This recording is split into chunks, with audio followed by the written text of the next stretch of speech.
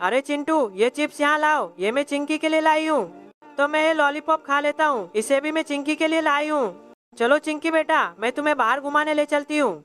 क्या हुआ baby? Mummy ने मेरे सारे स्नैक्स ले लिए और चिंकी को दे दिए और उसे बाहर घुमाने भी ले गई। मम्मी तो सबसे ज्यादा प्यार तुम्ही से करती थी। ऐसा कैसे कर सकती है? अरे वाह, अपन दोनों ने चिंटू को पागल बना दिया। अरे लोमड़ियो, तुम दोनों की हिम्मत कैसे हुई मेरे बेटे पे से स्नैक्स चुराने की? चलो जल्दी से मेरे बेटे के स्नैक्स वापस करो, नहीं तो मैं तुम्हारी धुलाई कर दूंगा।